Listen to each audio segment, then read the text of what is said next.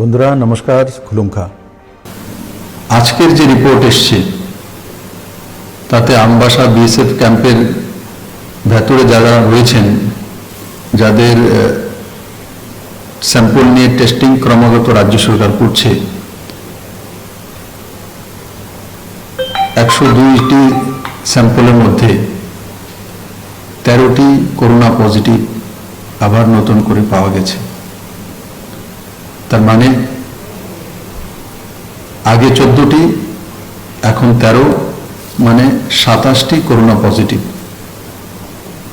আর 2 জন discharge হয়ে বাড়িতে চলে গেছে। বন্ধুরা, তার জন্য আমাদের সচেতন থাকতে হবে এবং আমরা মোকাবেলা করব। তার মধ্যে একটা পজিটিভ দিক রয়েছে যে সেই কনস্টেবল বিএসএফ এর যে জওয়ান ছিলেন, গন্ডাচারা হসপিটালেও অ্যাডমিট ছিলেন এবং কোলাই হসপিটালে অ্যাডমিট ছিলেন। তো গন্ডাচারা যে বেস, সেখানেও গিয়েছিলেন। সেখানে সমস্ত যে স্যাম্পল নেওয়া হয়েছে সবগুলো নেগেটিভ এসছে এবং যারা মেডিকেল স্টাফ রয়েছেন তাদেরও 76টি 76 স্যাম্পলের মধ্যে 60 নেগেটিভ চলে এসছে, বাকি 16 তার প্রসেস গোয়িং অন রয়েছে। আমি আশা করি সেগুলো নেগেটিভই আসবে। তাতে একটা বিষয় নিশ্চিত হয়ে গেছে যে কোভিড-19 যে পজিটিভ কেসগুলো, সেগুলো আমবাসার যে বেস্ট বিএসএফ ক্যাম্প তার মধ্যেই সীমাবদ্ধ রয়েছে। আমরা এই বিএসএফ ক্যাম্পে যারা যারা রয়েছেন সবার স্যাম্পল নেব এবং স্যাম্পল নিয়ে কম সময়ের মধ্যে যাতে রিপোর্ট রাজ্যবাসীর সামনে চলে আসে এবং তাদেরকে সুস্থ করে তোলা। আর আমি বিশ্বাস করি ত্রিপুরেশ্বরী মায়ের এই পুণ্যভূমিতে আমরা সক্ষম হব, সবাইকে সুস্থ করে তুলব। আমার সমস্ত মেডিকেল টিমকে আমি ধন্যবাদ জানাবো যে ওনারা কম সময়ের মধ্যে এই কাজগুলো করতে সক্ষম হয়েছে। যেভাবে আমরা আগে 2টি পেশেন্টকে সম্পূর্ণ সুস্থ করে বাড়িতে পাঠাতে সক্ষম হয়েছি, ঠিক এই বিএসএফ ক্যাম্পের মধ্যে আমার জওয়ান ভাই বোনেরা, তার পরিবারেরা যারাই রয়েছেন, প্রত্যেককে আমরা সুস্থ করে আবার সেই বিএসএফ ক্যাম্পে পাঠাতে সক্ষম হব এবং ওনারাও আমাদের জন্য যে ডিউটি করে আসছেন বর্ডারে, সেটা করতেও সক্ষম থাকবেন, এটাই আমি আশা করি। কিন্তু আমাদেরকে সতর্ক থাকতে হবে, রাজ্য এবং কেন্দ্র সরকারের নিয়ম নীতিগুলি মেনে চলতে হবে। প্যানিক হওয়ার দরকার নেই, হয়রান হওয়ার দরকার নেই। শুধু দরকার একটা বিষয়, সেটা হচ্ছে সাবধানতা, সোশ্যাল ডিস্টেন্সিং। ওর কেন্দ্র এবং রাজ্য সরকার যেই দিশানির্দেশিকা দিয়েছে সেগুলো পালন করা। আজকে থেকে রাজ্য সরকার সন্ধে 7টা থেকে ও সকাল 5টা পর্যন্ত সমস্ত ত্রিপুরা লকডাউন পিরিয়ডে কারফিউ লাগানোর সিদ্ধান্ত নিয়েছে।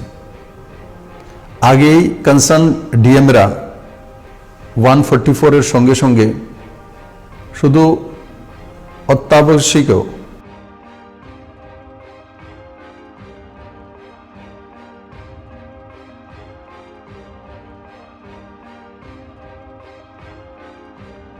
তো এসেন্সিয়াল সার্ভিস সেগুলোর পারমিশন দিয়ে একটা দিশানির্দেশিকা লাগু করেছে।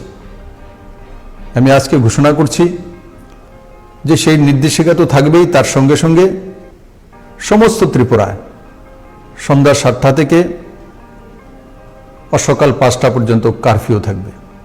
আর আইন অনুসারে প্রশাসন তার মধ্যে শক্তিশালী কারবাই করবে। আজকে আরেকটু দিশানির্দেশিকা রাজ্য সরকার লাগু করেছে, সেটা হচ্ছে যে দোকান এবং সেই দোকানের যে দোকানি রয়েছেন, ড্রাইভার, পেট্রোল পাম্পে কার্যরত কর্মীরা রিক্সা চালক, কমার্শিয়াল অ্যাক্টিভিটিতে যারাই থাকবেন তাদেরকে কম্পালসারি মাস্ক পরতে হবে। সে জলগামছা হোক, সে বানানো মাস্ক হোক, সে কোনো নিট অ্যান্ড ক্লিন সাদা কাপড় হোক, আপনার মুখ ঢেকে বেরোতে হবে।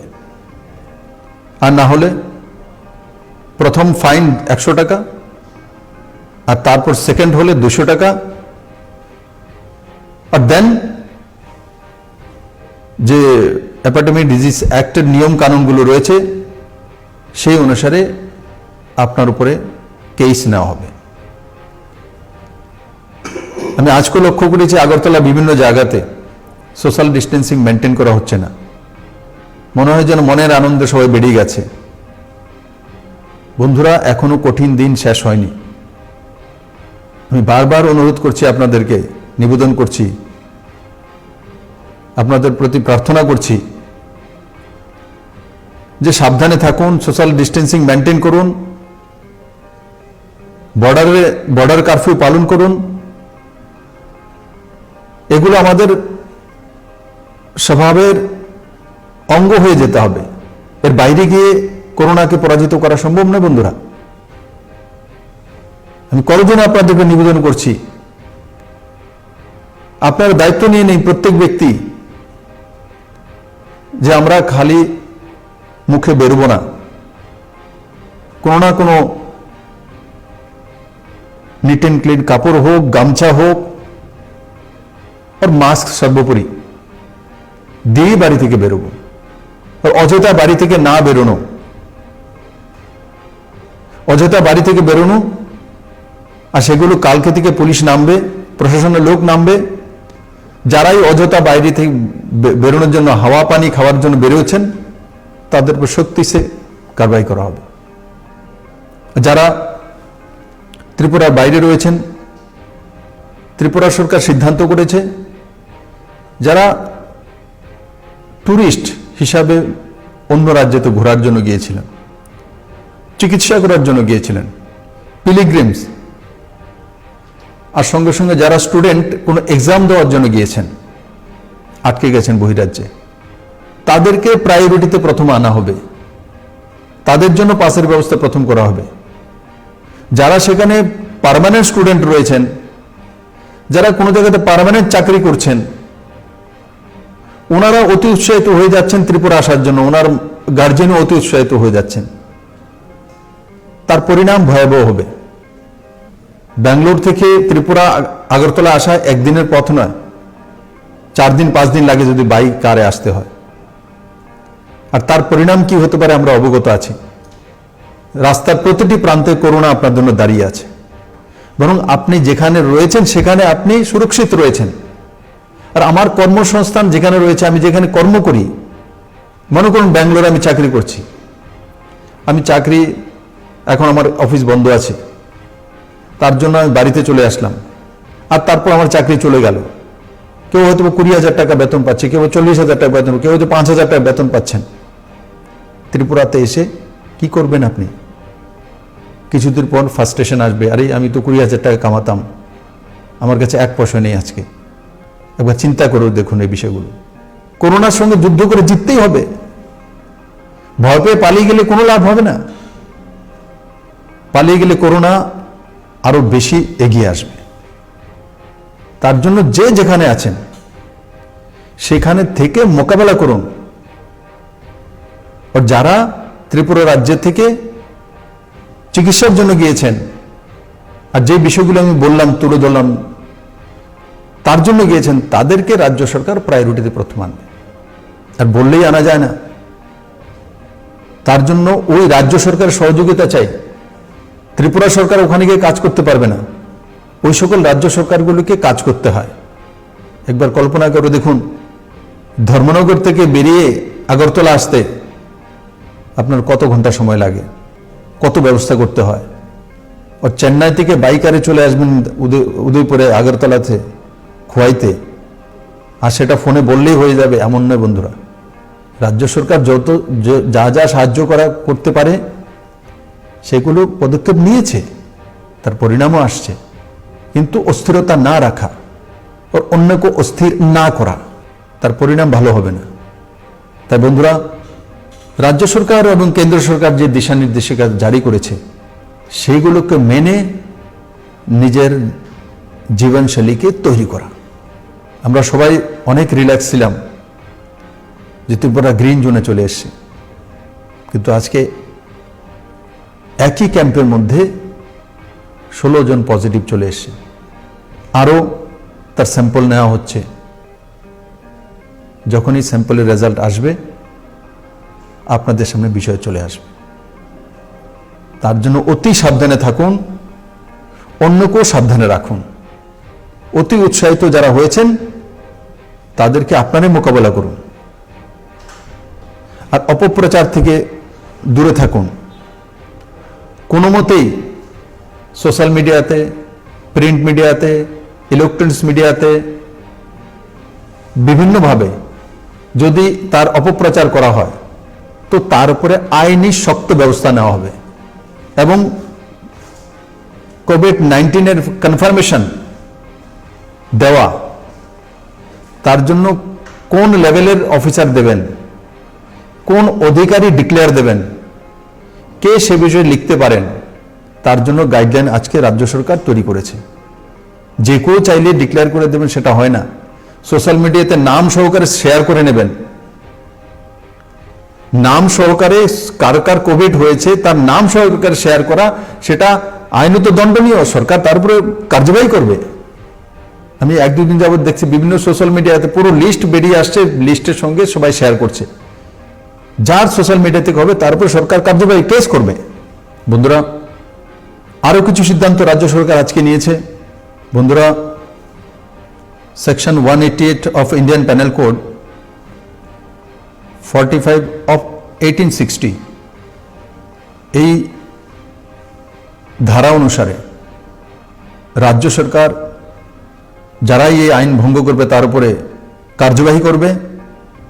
আর এই কার্যবাহী করার জন্য যারা আধিকারিক, district magistrate, sub divisional magistrate, director health services, director family welfare, preventive medicine जो डायरेक्टर लेवल ऑफिसर और पुलिस इंस्पेक्टर लेवल ऑफिसर तार नीचे नय ओनाराई मास्क ना पड़ले बा এই কানুনগুলি না যদি পালন করা হয় তো তার উপর ফাইন করার অধিকারী ওনারাই ফাইন করতে পারবেন 100 টাকা করে এবং দ্বিতীয়বার 200 টাকা করে বাকি কেস কম্পালসারি। তার জন্য আমি সমস্ত ত্রিপুরাবাসীর কাছে নিবেদন করব যে আপনারা সাবধানে থাকুন, সোশ্যাল ডিস্টেন্সিং মেনটেন করে চলুন, প্রতি ব্যক্তি মাস্ক পরেই বাড়ি থেকে বেরোন। और যদি দোকানে গিয়েছেন সেই দোকানই মাস্ক পরা থাকবে, যে কাস্টমার গিয়েছে ওনাকে মাস্ক পরতে হবে। আর সঙ্গে সঙ্গে বাজার কমিটিগুলো যেগুলো রয়েছে তাদের দায়িত্ব সোশ্যাল ভলেন্টিয়ার তৈরি করে বাজারগুলোকে সেভাবে তৈরি করা। আজকে পুলিশ ডিপার্টমেন্ট এবং ট্রান্সপোর্ট ডিপার্টমেন্ট এবং বিভিন্ন যে মজদুর সংঘগুলি তার সঙ্গে আলোচনা হয়েছে। সেই আলোচনা ক্রমে কিভাবে 50% সিটে অকুপাই করে বাস চলবে, কিভাবে বসা হবে, কে দেখবে এবং কিভাবে দেখবে, সমস্তগুলো আলোচনা হয়েছে। এবং আলোচনার পর এই ব্যবস্থার মাধ্যমেই সিস্টেম চলবে এবং যেই মোটর স্ট্যান্ড থেকে ওই সিস্টেম মেনে যানবাহন চলবে তাদেরকেই পারমিশন দেওয়া হবে, বাকিদেরকে পারমিশন দেওয়া হবে না। তাই বন্ধুরা, আমি আপনাদের প্রতি কৃতজ্ঞ যে এত লম্বা সময় যাবত আপনারা এই লকডাউনের মধ্যে কেন্দ্র এবং রাজ্য সরকারের দিশানির্দেশিকা পালন করে নিজেকে সংযত রেখেছেন। আগামী দিনগুলো তো আমাদেরকে সেই দিশাতে কাজ করতে হবে। কারণ কি, যেটা আমরা ভেবেছিলাম হয়তোবা করোনা থেকে ত্রিপুরা বেরিয়ে চলেছে, কিন্তু আমাদের সামনে আবার সেই করোনা এসে দাঁড়িয়ে গেছে। তাই আমি আপনাদেরকে বলবো, আপনারা পেশেন্স রাখুন আর অন্যকেও পেশেন্স রাখার জন্য অনুরোধ করুন। আমি আবার বলবো, জান হ্যাঁ তো জাহান, যেটা আপনারা এই দীর্ঘদিন যাবৎ নিজের জীবনশৈলীকে পরিবর্তন করে একটা সিস্টেমেটিক্যালি ব্যবস্থার মধ্যে নিজেদেরকে নিয়ে এসছেন, সেটা যাতে কোনো মতেই আপনাদের কাছ থেকে না যায়। আর যারা সেই সিস্টেমকে ভাঙতে চেষ্টা করছেন তাদেরকে সংযত করে দিন, আর নাহলে আইন অনুসারে ব্যবস্থা হবে। আর সঙ্গে সঙ্গে আরেকটা বিষয় বলবো, কিছু কিছু ছোট মোটো রাজনৈতিক দল বিভিন্ন বিষয় নিয়ে আজকাল দেখছি রাজনীতি করতে চাইছেন। কাঞ্চনপুরে কোনো মঞ্চ রয়েছে, কোথায় কি হবে? আরে ভাই, করোনা মোকাবেলা করছি, করোনা থেকে বেরিয়ে আসি, রাজনীতি ছেড়ে দিন, এই মঞ্চ ছেড়ে দিন। সরকার কড়া কার্যবাহী করবে তার মধ্যে, এবং এই সময়ে এই ধরনের কার্যকলাপ করার পরিণতি কি হতে পারে আর কত বছর পর্যন্ত জেল হতে পারে সেই বিষয়ে আপনারা অবগত নিশ্চয়ই আছেন। তার জন্য আগে ত্রিপুরাকে করোনা থেকে বের করি, এই মঞ্চ আর সেই রাজনীতি আমরা করতে পারবো, আগে জান বাঁচিয়ে নেই। এগুলো থেকে দূরে থাকুন, এগুলো করার জন্য সময় রয়েছে, এই সময় এগুলো নয়। এখন সবার দায়িত্ব একত্রিত হয়ে আমাদেরকে ত্রিপুরাকে বাঁচানো, আমাদের জীবনকে বাঁচানো, আমাদের সিস্টেমকে বাঁচানো। এবং আমি আশা করি ত্রিপুরার আম জনতা তার জন্য তৈরি হয়ে বসে আছেন। আর যা যা কিছু অসুবিধা হচ্ছে, সব জায়গাতে কোনো না কোনো জায়গায় রাজ্য সরকার সাহায্য করছে, কেন্দ্র সরকার সাহায্য করছে। তাছাড়াও যে অসুবিধাগুলো রয়েছে সেগুলো আমরা খুঁজে বের করার চেষ্টা করছি, সেগুলো সমাধান করার জন্য আগামী 2-4 দিনের মধ্যে আরও কিছু নতুন স্কিম, নতুন কিছু দিশা নির্দেশিকা রাজ্য সরকার তার সামর্থ্য অনুসারে আপনাদের জন্য লাগু করবে। আমি আশা করি আপনারা যেভাবে আজকে আমি আপনাদের সামনে বিষয়টা প্রস্তুত করেছি, ঠিক ওইভাবে আপনি আমার পার্শ্ববর্তী পরিবারের সামনে এবং নিজের পরিবারের সামনে প্রস্তুত করবেন এবং ত্রিপুরাকে বাঁচাবেন এবং নিজের জীবনকে বাঁচাবেন, নিজের পরিবারকেও এবং ত্রিপুরাকেও সুস্থ রাখবেন। সবাইকে অনেক অনেক ধন্যবাদ। জয় হিন্দ।